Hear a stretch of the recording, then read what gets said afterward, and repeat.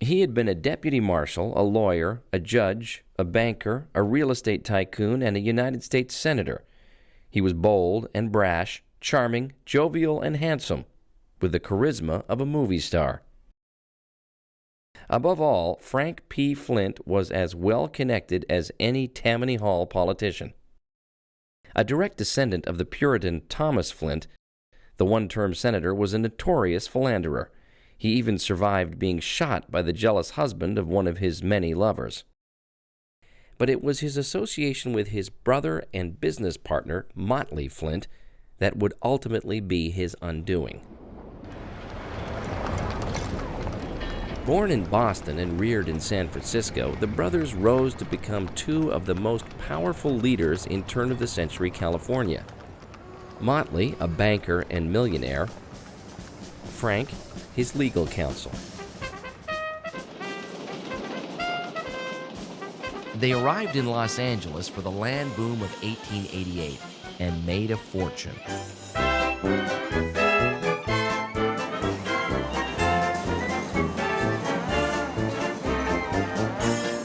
Motley was a visionary, convinced the small Spanish town would rise to become one of the world's great cities.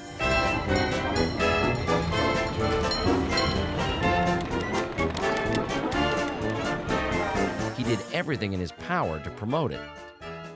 His first national bank became one of the leading backers of the movie industry. In 1920, Motley rescued Warner Brothers from bankruptcy, becoming fast friends with Jack Warner. The furniture in his La Cañada home was even provided for by the Warner Brothers prop department. Motley then financed the studio's experiments with sound, convinced it was the wave of the future. It is the invention of Dr. Lee DeForest, the noted scientist who invented the Audion tube. Motley Flint owned one of the patents on talking pictures.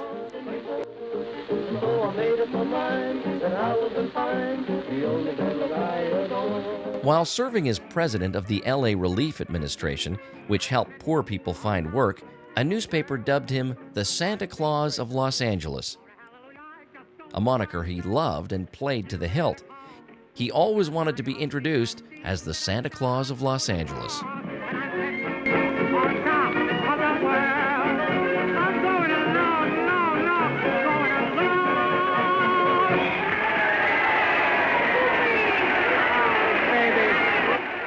Frank Flint was not elected to the Senate so much as appointed, back in the days when the legislature picked the senators.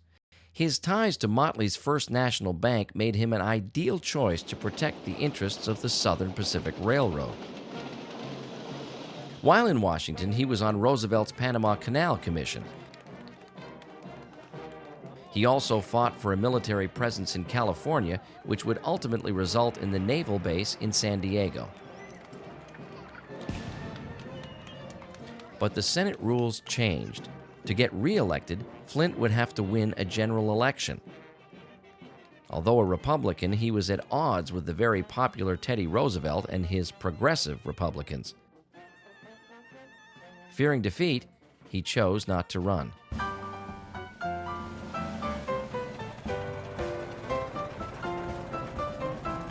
Resuming his work at the bank, he raised money for such projects as Occidental College and the Boulder Dam.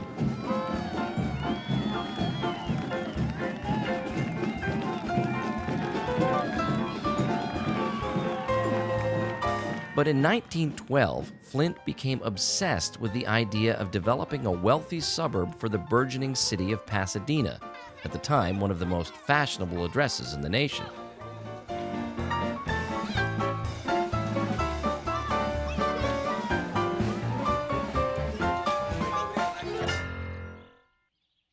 He purchased 1,700 acres of Rancho La Cañada, and to the disgust of the Lanterman family, named it after himself. An avid equestrian, he rode all around the gentle hills envisioning the project.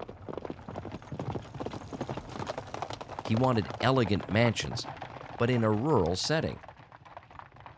No sidewalks. And Motley's connection to the film industry notwithstanding, no movie stars.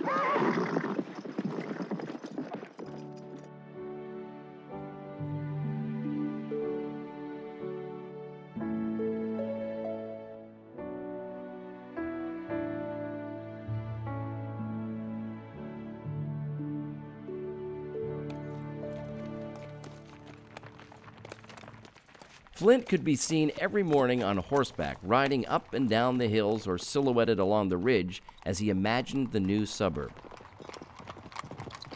Legend has it, all the major roads were based on trails he made during these rides.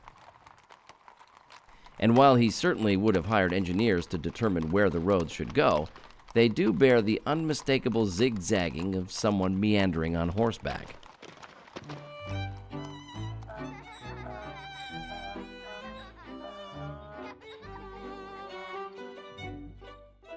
To build the homes, he hired the best architects of his day, Wallace Neff, Ray Kiefer, Myron Hunt. One by one, splendid mansions sprang up on streets such as Hillcrest,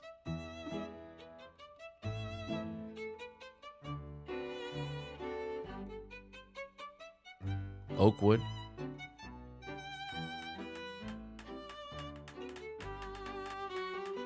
Berkshire,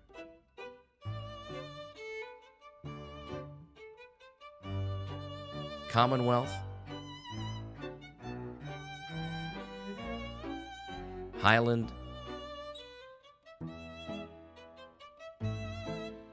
Inverness, Woodley,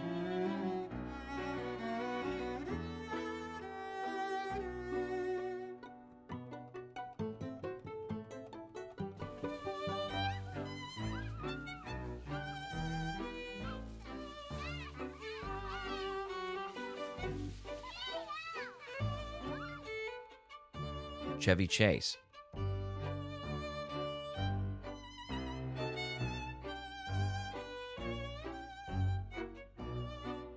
Meadow Grove,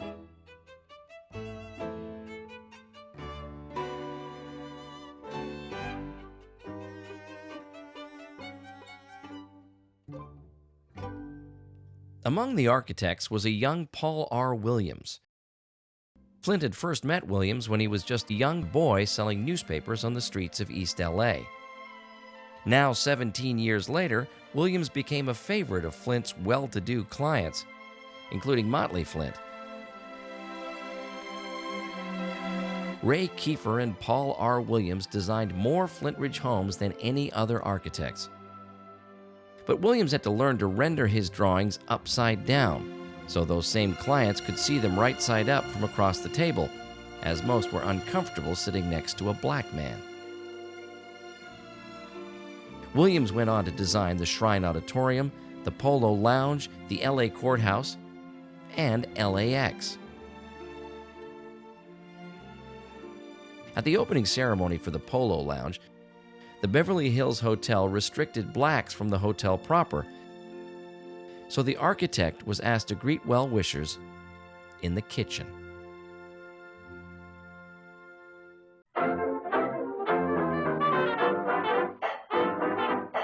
In 1925, Buster Keaton shot several scenes from the movie Seven Chances around the senator's own home.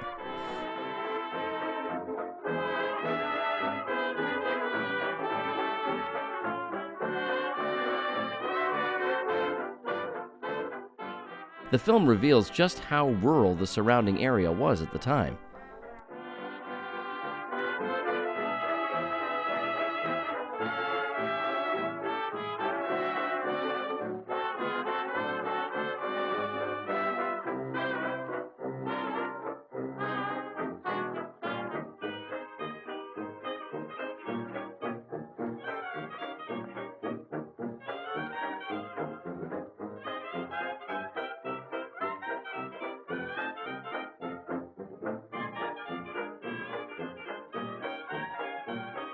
The new house was located on Flintridge Avenue between Woodley and Commonwealth.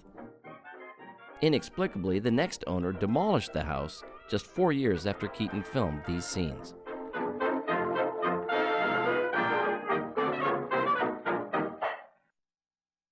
By 1916, Flint had sold only a handful of homes, so he launched a more aggressive campaign to lure prospective buyers.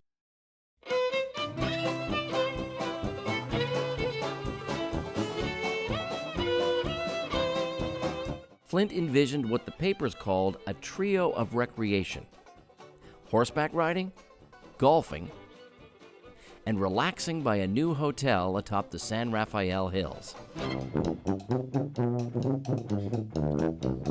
In 1923, the Flintridge Riding Club opened near the arroyo.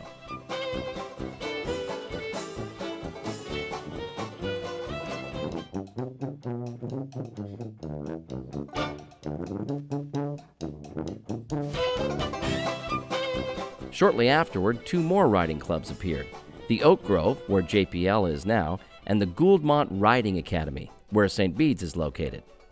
Gouldmont was founded by Will D. Gould and his Bridal Association.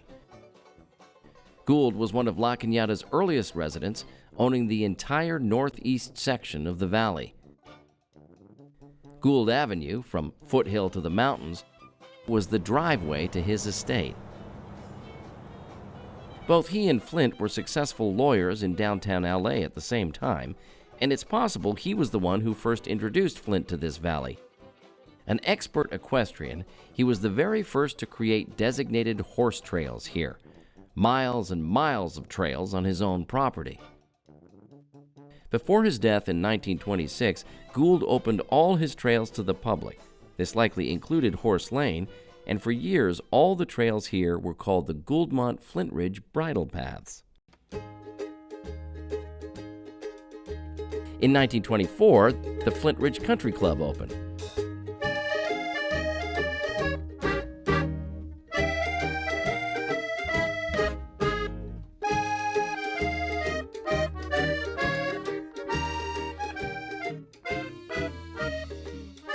The golf course encircled a natural plateau which became the Meadow Grove area, an oasis of elegant homes surrounded on all sides by greens.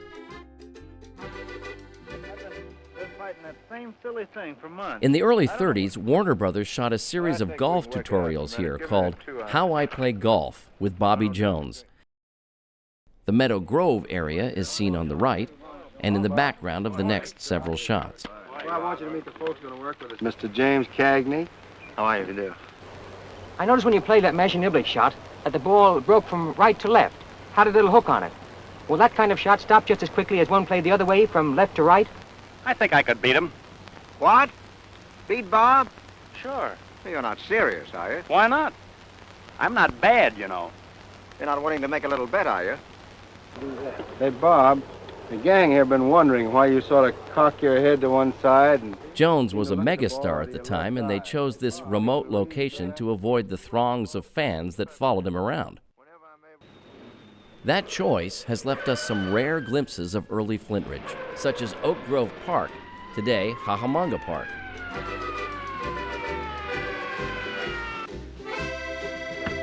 Because of the direction of the sun, many shots face the San Gabriel Mountains. Sometimes the Angeles crest is clearly visible. Other times it's obscured by haze. Here we're looking west with the Verdugo Mountains in the distance. And looking south toward the San Rafael Hills and the hotel. Flint needed more land for the golf course.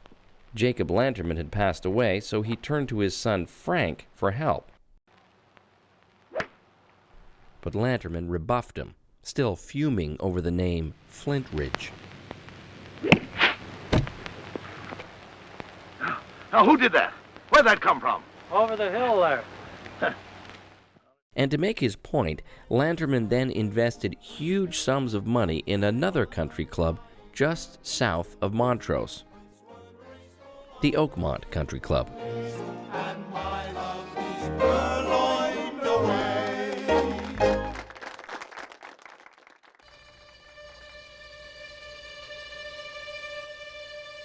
But the crowning jewel of Flint's idyllic suburb was to be the Flintridge Hotel.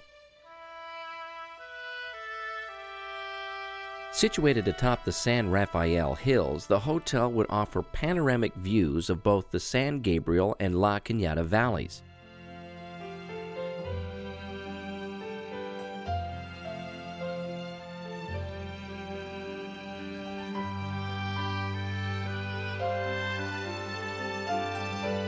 For this ambitious gamble, he relied once again on Hunt, who only reluctantly agreed to take the job, fearing the project was doomed to fail.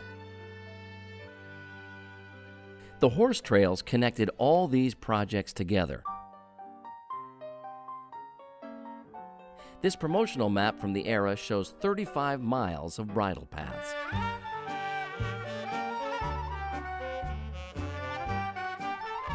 The hotel was equipped with a special elevator to bring guests down to the trails.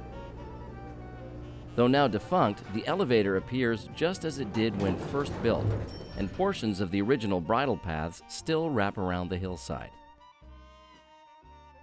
Trails led toward Pasadena or La Cañada. The Pasadena Trail went down to Linda Vista, then the Municipal Golf Course, today Brookside, then up through Devil's Gate Dam to the Arroyo. The trail on the La Cañada side wound its way down to Inverness, then Highland, and finally Berkshire at Woodley. From there, riders had a choice. They could go north along Woodley, with the golf course on their right. The trail turned at Georgian, then went up the center of Gould Avenue, until it reached the mesa above, where it connected with a network of more trails. Or riders could go west, following a wash, what is today the Flint Canyon Trail, continuing along Descanso Drive, then up Alta Cañada to Olive, over to Green Street, across Haskell, later Angeles Crest Highway, until it finally connected with the trails on the mesa.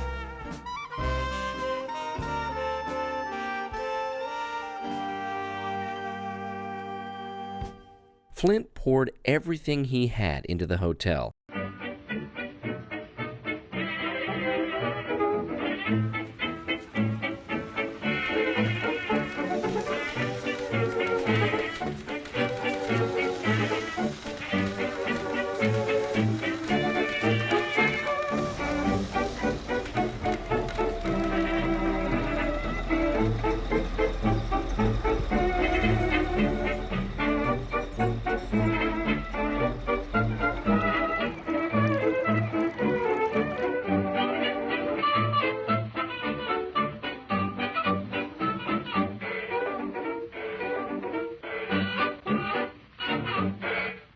It opened in 1927, but Hunt was right. Its location so remote and room rates so expensive, few came. This sprawling 100-room hotel, with its many cottages, tennis courts, swimming pool, bridle paths, golf course, never had more than 11 guests staying there at one time. Flint was devastated. He was forced to sell to the Biltmore chain in the hope of recouping some of his losses. But they fared no better. Meanwhile, Motley became embroiled in a scandal with C.C. Julian called the $1 Million Pool, in which 40,000 investors were swindled out of $150 million. Many lost their life savings. Motley was indicted for forgery, embezzlement, securities violations, and a host of conspiracy charges.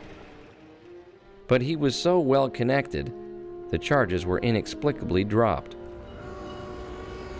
Newspapers decried the injustice while the public fumed. Motley moved to France, a broken man. The prosecutors who dismissed the charges were themselves moved to San Quentin. In 1931, Motley agreed to return to Los Angeles to face new charges. While in an LA courthouse, he was asked to testify in a related case, one in which David O. Selznick, future producer of Gone with the Wind, was suing the bank. When Motley got up from the witness stand, an enraged investor who had lost everything gunned him down. Police discovered $63,000 stuffed in his pockets and $33,000 worth of jewelry.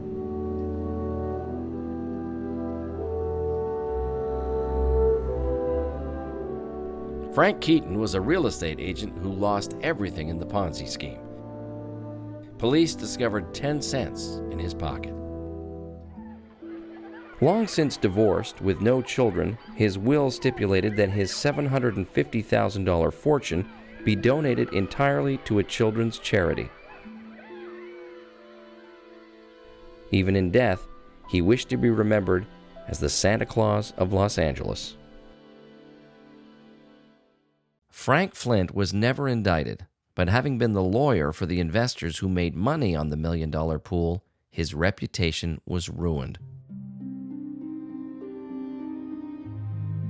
A close friend said it aged him 10 years. His stunning reversal of fortune led to a nervous breakdown. These two photos, taken just months apart, show how much the stress had aged him.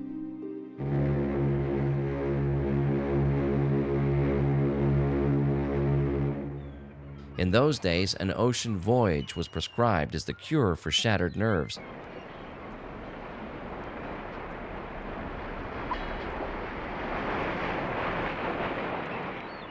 While aboard a steamer far out in the Pacific Ocean, his long-suffering wife Catherine at his side, Frank P. Flint had a massive heart attack and died.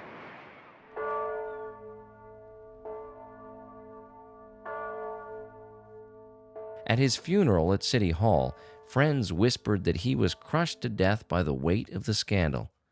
But Motley's absence may also have played a role. All his life, Flint relied on his brother's guidance and favor. His death followed closely Motley's exodus to France.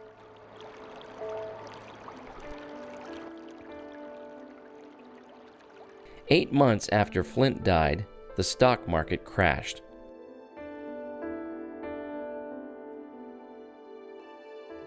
His beloved hotel went bankrupt just 4 years after completion.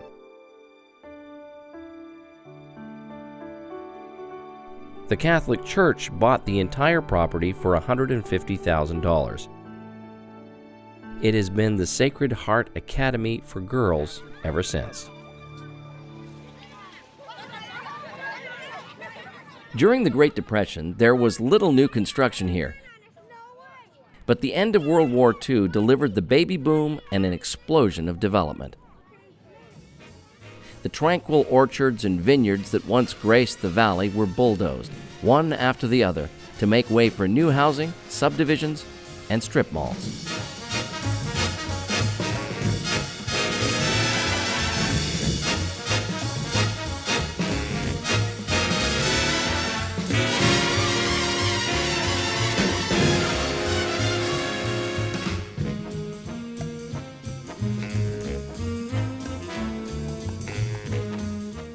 A large vineyard separated the Gouldmont and Flintridge riding clubs.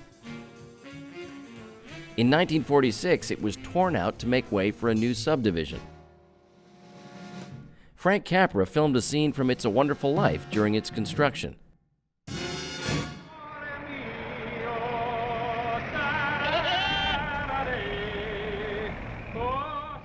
The oak tree in the first shot was evidently a prop, since no such tree existed in the vineyard. Mr. and Mrs. Martini, welcome home. Good old George, he's always making a speech. The homes were built primarily to accommodate JPL's expanding workforce. In the movie, they substituted nicely for the fictitious Bailey Park.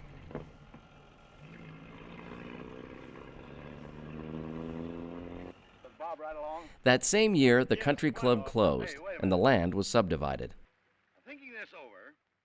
The bulk of the golf course along the arroyo became a riding club called the Flintridge Hunt Club, where horses trained to fox hunt.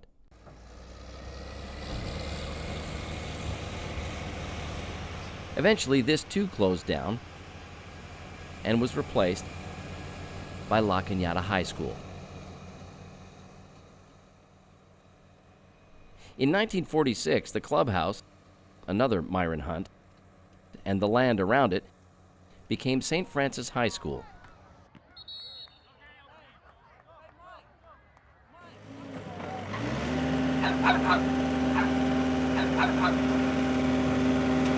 Without question, the construction of the 210 freeway in the 1970s brought the most substantial environmental change this valley has ever known. Over 550 homes were destroyed. The city was divided into two sections, and the noise level shot up. Golfers on the old Flintridge Country Club could not possibly have imagined that within just a few years, the quiet of these fairways would be obliterated by a deafening 8-lane freeway.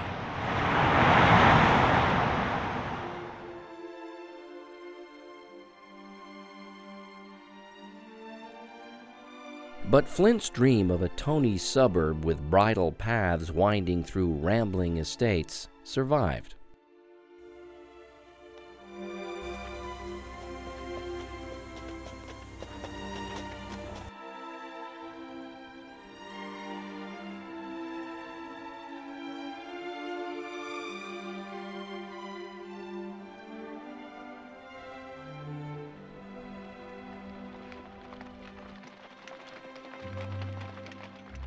Of all the pioneers who developed Rancho La Cañada, Jacob Lanterman, Benjamin Briggs, and envisioned its future as a ranch, as health resort, it was Flint's vision of a quiet suburb that ruled the day.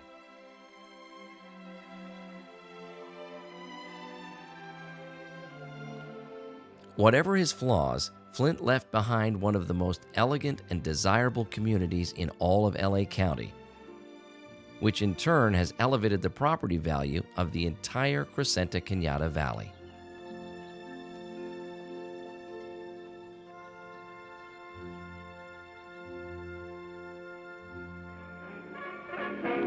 I'm sitting on top of the world. I'm singing a song. Yes, singing a song. Come on.